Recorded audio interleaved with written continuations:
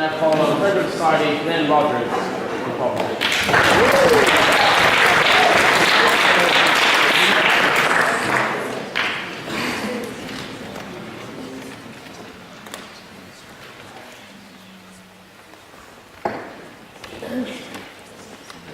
Mr. President, ladies and gentlemen of the University Philosophical Society, Mr. Rinder just spoke of the very well revered High Court of Australia, and today our really great government decided it would be a really great idea to put forward two absolutely deplorable amendments to a document which, for all intents and purposes, governs this country.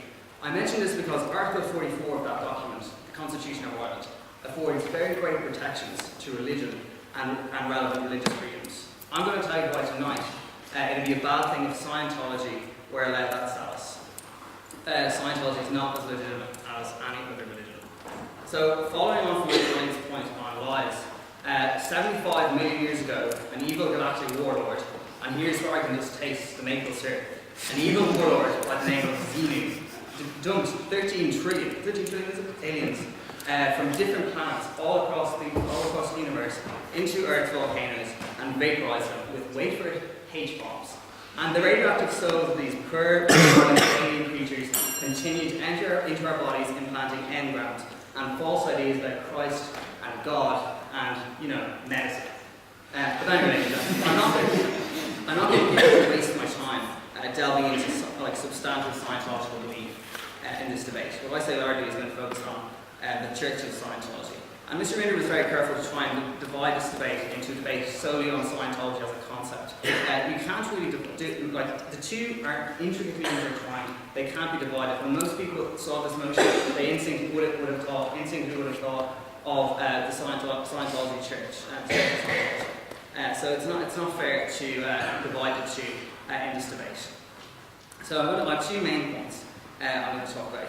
The first one is related to finance. It's kind of continuing on as an extension from what my previous colleague suggested, and then I'm going to talk about the proliferation of criminality and crime and stuff like that. It's all great. So first of all, onto this whole idea of finance. I'm going to work from the premise that charitable status is an inherent feature, a fundamental feature of religions. So just as a brief aside, charitable status, by the way, has been consistently denied to Scientology in Ireland. Germany is trying to literally ban it, and Belgium is up in arms about the entire thing. No thanks.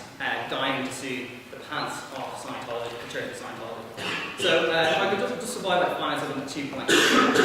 So I'm going to talk about the extortion subscription rates and kind of go on from that, and then I'm going to talk about the corporate function. So Scientology literally sells its medical secrets to people who can afford them, and solely people who can afford them. Why is this bad? Number one, because it's actively discriminatory. What about the poor Scientologists? Is this religion only for the elite, the rich? What about when I can't afford to pay thousands of dollars, literally thousands of dollars, to find the inner secrets, to find the way or whatever? It makes a mockery, to be frank, of religions across the world. And this idea of charity, as I said, is fundamental and essential to religious ideology and religious belief. So how is that different to other religions? Well, the prospect of, elective donation and stuff to one's religion is, a feature of many different religions. That's how they survive. This is a good system, we support it. It's non-discriminatory. You're not making give €5, you're not making give €50 or €500 or €1 million. You can give what you want, and that's the best way. That's the way religions all across the world operate. And that's why they're good. And religions are, bear in mind, religions are the moral guide of society. And we look to religions to kind of explain things we can't really explain ourselves.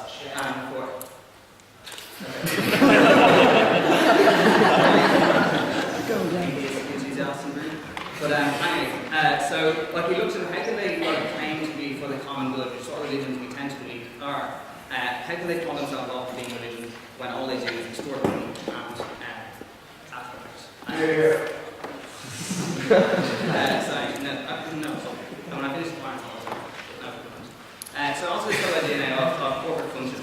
The administration of the Church and Scientology is literally more akin and has vastly more in common with a multifaceted transnational corporation with really swanky cruise line than religion.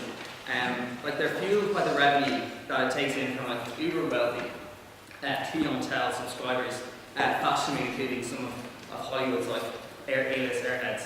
And many divisions of Scientology, there's a training division, a technology division. These are exactly like a corporation. It's more analogous to a corporation, not a religion. like 1 plus 1 equals 2, and Scientology is for all intents and purposes a corporation. It can't be religion forever. Great. Okay. Which is more extortionate? Catholic Church demanding 20 years of your life, or Scientology asking you for a couple of $1,000? Well, first of all, we're not about the Catholic Church. We're not talking about the Catholic Church at all. Like, I'm not even saying the Catholic Church is great in comparison to Scientology. I don't think anyone the first time I saw it me already got in it. But like, it's not about that. It's about money. That's what my point was on. So it's not really a point of information on my point. It's a point of what's relevant, basically. So anyway, onto this idea of like proliferation of criminality and respect for law, which we quoted, like Mr. Wheeler quoted the High Court of Australia, I quoted the Constitution. So, like, literally, Scientology presents no respect for any legal order which attempts to regulate it or exercise power over it. Like, attempts to establish itself across the globe have been met with resistance from lawmakers. Ireland is just one example, one of many. And given this, it uses underhanded, oftentimes illegal methods of recruiting members, getting the word out there, oftentimes claiming religious protection that hasn't been granted in those nominations. And that's obviously bad. Why? Because it undermines the rule of law. No thanks. And that's something I find pretty revolting. So it sees itself as outside the law and untouchable. And actively trapped. So yeah, that's that. So let's talk about crime then. Like, it actively traps people who tries to lead its clutches for starters. So I'm going to see like false imprisonment claims there. And then like, if I just go around the world, like, I had a look there today on some Scientology websites, some anti-Scientology websites. Like, take a look at Ireland, for example. Like, I heard about brainwashing, I think, from Michigan at the beginning. You kind of script over it. Like, there's a girl called Mary Johnson who's been fighting an 8-year legal battle in the Irish court, suing Scientology, saying that she underwent a personality change, like kind of a Vulcan-esque thing, and her health suffered severely while she was undergoing this Scientology like processing to see if she was suitable to religion, which I'm sure basically consisted of vetting her bank account. In the US, there are like thousands of leaders, well not really thousands, but like leaders of Scientology, are pending trial for the wrongful death of like Lisa McPherson, who I hadn't heard about it before today, but her story is really tragic. I don't have time to explain to you, but you should check it out. Also on trial in the US, however, for fraud, false imprisonment, assault, extortion, kidnapping, defamation, invasion of privacy, infliction of emotional distress, and racketeering. Religions don't go around committing crimes they today. And I shouldn't have to what is that?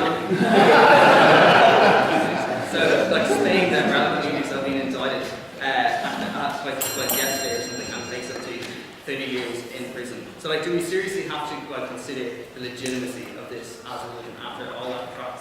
Like, dear Lord. So, like, my colleague here, just to finish up, gave us a number of quotes, and here's one more from L. Ron Hubbard himself, founder of Scientology, but more predominantly, I suggest, a science fiction and fantasy writer. I quote, writing for a penny a word is ridiculous. If a man really wanted to make $1 million, he'd start his own religion. What more do we need, ladies and gentlemen? I close.